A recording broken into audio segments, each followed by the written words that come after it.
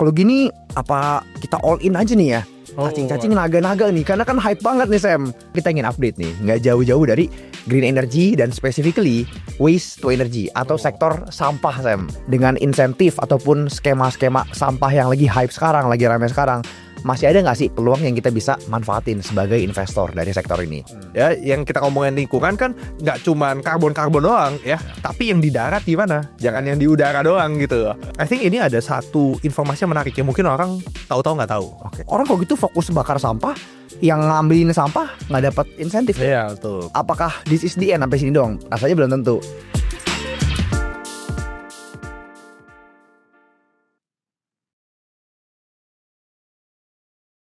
Halo teman-teman, welcome to Chatting. Halo. Di video kali ini kita ingin bahas satu sektor yang kita udah bahas di awal pertengahan tahun dan sekarang kita ingin update nih, nggak jauh-jauh dari green energy dan specifically waste to energy atau sektor sampah Sam. Sektor sampah. Nah, teman-teman pasti nonton video sampai habis kalau mau tahu kira-kira dengan insentif ataupun skema-skema sampah yang lagi hype sekarang, lagi ramai sekarang, masih ada nggak sih peluang yang kita bisa manfaatin sebagai investor dari sektor ini? Oke, mungkin tanpa berlama-lama lagi langsung aja kita ceritain konteks lu Sam. Boleh ceritain nggak sedikit update ya? Karena mungkin di video sama Pak Anthony jauh beberapa bulan lalu udah sempat diceritain mengenai green energy dan arah pemerintah udah mulai lebih serius sekarang ini. Nah tapi what's happening dengan sampah ini sih? Kenapa sampah ini menjadi salah satu program yang kita rasa cukup diprioritasin di Indonesia? Oke. Sebenarnya ini kalau lu tahu Jo, ini tuh ada nyambung dengan istilahnya Asta Cita. Ya, ini adalah aspirasi Bapak Presiden ya. Itu kan ada beberapa tuh Jo. Ya. Saya agak lupa, kalau nggak salah sih nomor-nomor gede lah. Kalau nggak salah nomor 8, kalau saya nggak salah inget ya. Tapi nanti koreksi kalau salah. Tapi itu salah satunya ada berhubungan sama lingkungan. Ya, jadi lingkungan ini kan ya bumi kita harus di take care. Intinya seperti itu. Nah, kalau kita lihat ya kenapa sih tiba-tiba bisa lari ke sampah gitu ya. I think ini ada satu informasi yang menarik yang mungkin orang tahu-tahu nggak tahu. Oke. Ya, mungkin mereka udah pernah ke situ tapi nggak. Jepang, Jo. Jepang. Sempat ke Jepang nggak? Sempat. Bersih ya? Bersih banget. Bersih. Kok bisa? Nah, jadi kalau di Jepang, Jo, itu sampahnya tuh sangat dikelola dengan baik. Ya, kalau kita lihat, ya ini tim kita sempat ngelakuin studi, sempat ada riset, mungkin ya dari 100% sampah yang di Jepang itu mungkin yang ditumpuk Jo, ya ditumpuk di landfill Tempat atau pembuangan gitu ya. pembuangan kayak Bantar Gebang, Ya. itu mungkin 1%. Kecil banget ya. Kecil sekali. Ya, sisanya diapain? Diolah, ada yang dijadiin energi, ada yang dibakar tapi terkontrol ya. Jadi maksudnya udah sangat proper gitu. Nah, kemarin ya gue cerita ke nyokap gue gitu. Oh, 1%, dia kaget kan. Terus dia nanya, Indonesia gimana? Tahu nggak angkanya berapa, Jo? Jauh lebihnya, seberapa lebih? Ya kita masih banyak PR lah ya. Istilahnya kalau saya nggak salah, mungkin separuh dari sampah total itu belum diurus bahkan. Ya, jadi mungkin ada yang langsung ya buang aja, mungkin tempat pembuangannya jauh, jadi mungkin mereka ada yang buang aja, ada yang langsung bakar, itu separuh. Ya. Habis itu separuh sisanya, itu mungkin 80% itu ditaruh di landfill. Oh makanya numpuk gitu. Numpuk kayak Bantar Gebang. Jadi baru 10% doang yang kayak diolah, di recycle dan segala macam. Nah ini menjadi salah satu problem ya, yang kita ngomongin lingkungan kan nggak cuman karbon doang ya, tapi yang di darat gimana? Jangan yang di udara doang gitu. Ya dan sedikit tambahan ya yang menarik, kemarin kan sempat ikut acara juga tuh dari manajemen Toba ya specifically ya, kita sempat ikut, gue sempat share di grup juga kan rangkumannya. Tapi yang menarik itu manajemen ada sempat ngomong di Jakarta itu, kita ngomongin Jakarta doang nih, bukan Jabodetabek ya. Jakarta aja produksi sampah per bulan atau sampah yang dikumpulin per bulan itu kurang lebih 8.000 ton. Yang dikumpulin? Per hari, bukan per bulan, per hari. Wow. Sebagai gambaran Singapura itu setengahnya. Singapura ya, satu negara Singapura setengahnya. Kurang lebih 2.000 sampai 4.000. Jakarta aja itu 8.000. Belum termasuk Bekasi, Tangerang, Depok, Jabodetabek sekitarnya. Nah sebagai konteks 8.000 ton per hari ini gede atau enggak sih Sam sebenarnya? Ya kalau kita kaliin ya 8.000 ton kali 30 hari, ya katakan 250.000 ton sebulan. Ya kalau kita setahun kan, Berapa besar tuh ya kan? Mungkin udah mendekati 3 juta plus minus ya. Iya. Udah kayak perusahaan tambang gitu loh.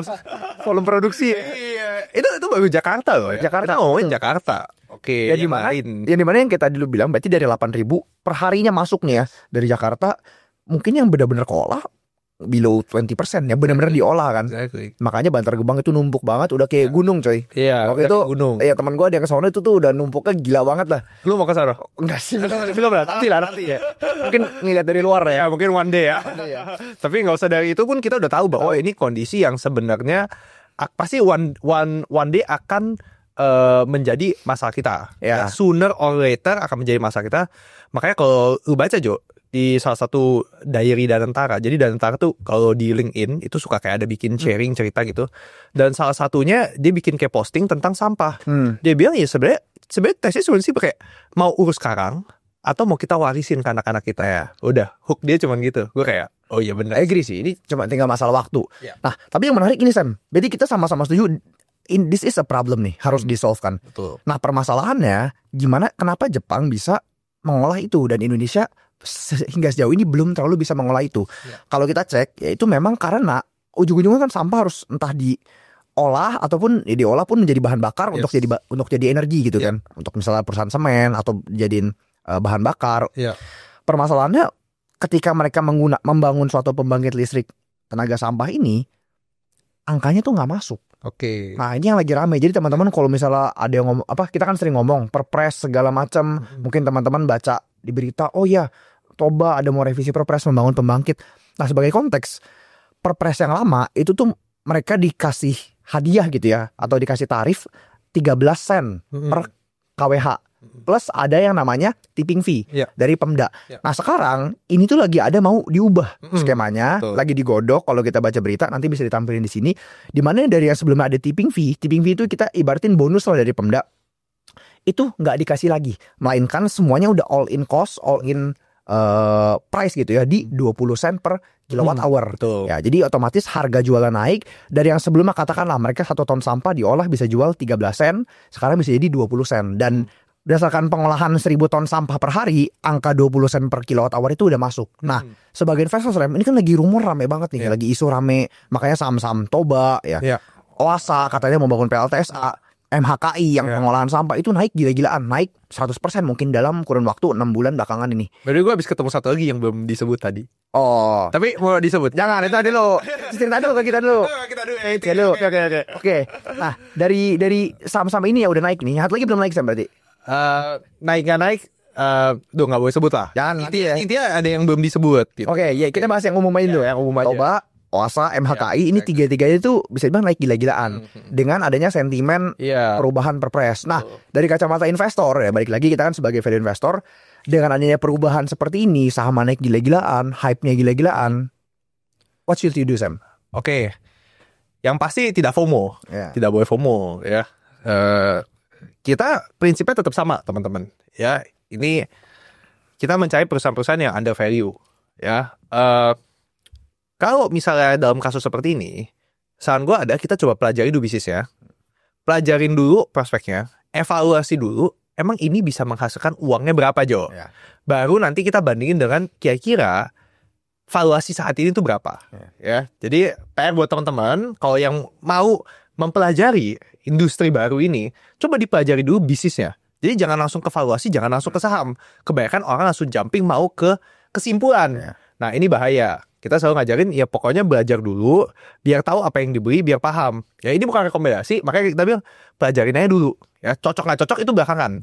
Ya pelajarin dulu inputnya apa. Ya input untuk bisnisnya apa. Prosesnya seperti apa. Ya outputnya seperti apa. Baru teman-teman akan connect apa yang Jo maksud tadi. Ya dan jangan lupa demand dan supply-nya. Kenapa demandnya ini butuh? Ya tadi mungkin demand kita udah ada ceritain sebagian. Ya. Tapi, baik lagi, teman-teman harus pelajari. Karena apa yang kita bahas ini baru, seberapa Jo? Baru kecil. Ya, kalau kita mau bahas itu semua, itu kita aja bahas di Think Class. Acara workshop kita aja berapa jam ya itu ya? 3 jam, 4 jam. Ya, itu pun masih banyak banget pertanyaan. Ya, jadi dalam video YouTube 15 menit ini, pasti udah selesai. Tapi yang kita bisa kasih hint ada, coba pelajari aja teman-teman. Dari demand juga boleh. Kenapa sih orang beneran butuh nih sampah? Ya, bisa nggak sih orang bayar gitu? Saat ini skemanya gimana? Nah, contohnya seperti itu. Boleh kasih tips dikit ya? Contoh sedikit. Boleh. Ini contoh ya teman-teman. Ketika kita mempelajari sampah, itu pasti ada yang di hulu dan ada yang di hilir. Ya, kalau Jepang hulunya kuat, ya tahu ya mereka nyortir sampahnya, collection sampahnya itu udah rapi banget gitu ya. Di hilirnya juga kuat. Ya, jadi sampah-sampah udah tahu yang ini recycle, yang ini masih bisa dijadiin energi, yang ini ya udah mau nggak mau dibakar. Tapi nggak ada yang kayak diterantakan, kasar-kata gitu. Nggak ada yang langsung pokoknya langsung tumpuk. Nah, Jepang gitu. Nah, coba teman-teman pelajari hulu sampai hilirnya kita gimana. Nah, itu yang menarik. Makanya tadi Joe bisa sebut beberapa variabel kunci udah bocor tadi. Ya. Karena memang kalau kita ngomongin perubahan perpres ini kan lebih mengaruh ke hilir nih. Exactly. Yang ujungnya kan sampahnya dibakar. Nah, tapi hulunya gimana? Apakah dengan adanya hilir ini hulunya ke solve? Kalau gitu poin-poinnya adalah orang kalau gitu fokus bakar sampah, yang ngambilin sampah nggak dapat insentif. Iya, betul. Apakah this is the end sampai sini doang? Rasanya belum tentu. Itu teman-teman yang coba pelajarin seperti yang saya bilang ya. Kalau bingung pelajarin gimana, teman-teman langsung klik link di description aja, join 30 day program kita. Karena di situ kita akan pandu teman-teman gimana cara pelajarin industri baru, ada studi kasusnya, baca laporan keuangan juga ada ya. Dan program ini terbatas hanya untuk 100 orang pertama aja. Karena akan ada eksklusif grup di mana teman-teman bisa tanya jawab sepuasnya bersama dengan analis.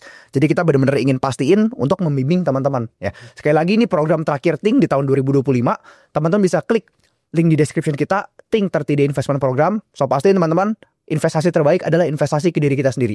Nah, jadi kalau teman-teman penasaran ingin join jadi member Think tapi bingung nih, aduh kayaknya kalau komit setahun masih ragu, coba dulu 30 Day Investment Program. Ada bonus workshop di akhir juga, and trust me, it will be your best investment menjelang akhir 2025. Oke, kita balik lagi Sam. Berarti kan hulunya belum ke solve nih. Yang dimana dari 3 perusahaan itu ada katakanlah Toba, Oasa, MHKI, itu mainnya juga beda-beda sebenarnya. Beda-beda. Toba specifically rumornya mau masuk WTE. Oasa ini katanya lagi mulai bangun PLTS, pembangkit listrik tenaga sampah. Nah, sedikit cerita ya. Kemarin kita kan pas ngumpul-ngumpul seperti itu kita untuk Sam. Pas gua ngitung Oasa, mereka rencana mau bangun suatu PLTS. Nanti beritanya ditampilin di sini. Itu gua ngitung kalau PLTS-nya jadi, bottom line-nya kurang lebih mungkin on a good case bisa nambah 100 bio. Oke. Dengan considering market cap sekarang 1 triliun ke atas, apakah itu menarik? Nah, itu kan baik lagi ya, seperti yang lu bilang ya, kita jangan FOMO. Memang it's a good thing ya, pas dulu beritanya belum keluar mungkin harga sama baru 100 perak, sekarang udah 200 perak. Memang I agree it's a lot of project for now ya kan. Kalau projectnya ke depan nambah lagi bisa jadi semakin menarik atau bisa jadi nggak begitu menarik. Itu yang harus kita follow sebagai investor. Mungkin teman-teman juga banyak nanya nih Sam, waduh kalau gini apa kita all in aja nih ya, cacing-cacing naga-naga nih, karena kan hype banget nih Sam. Nah banyak teman-teman mungkin yang punya mentalitas kan seperti itu. Opini lu gimana Sam? Saya kurang setuju kalau prinsipnya cacing-cacing naga-naga. Menurut saya konsisten itu kuncinya Jo. Ya, jadi bukan hajar YOLO gitu, tapi keputusan investasi yang dibuat itu memang udah berdasarkan hitungan rasional, udah dipikirin downside-nya, dan terakhir portfolio allocation-nya juga harus tepat. Ya nggak bisa langsung pokoknya all in aja gitu. Ya ingat, namanya bisnis, teman-teman, namanya saham, itu pasti ada resikonya. Kita udah ada video yang ngomongin resiko-resiko. Benar ya Jo ya? Ya, ada bisnis riset, ya contohnya ya, tuh kan ada video. Itu bisnis itu nggak ada yang tahu loh, teman-teman. Ya, itu misalnya contoh dalam eksekusi bisnis bisa jadi ada kendala. Nah, jadi kalau misalnya langsung pokoknya ini udah pasti berhasil, ini masih murah segala macam, nggak dihitung segala macam, cuman based on story, based on PD doang. Menurut saya itu sorry ya, itu kayaknya karir di investmentnya agak berat. Ya kalau apalagi kalau mau jangka panjang gitu.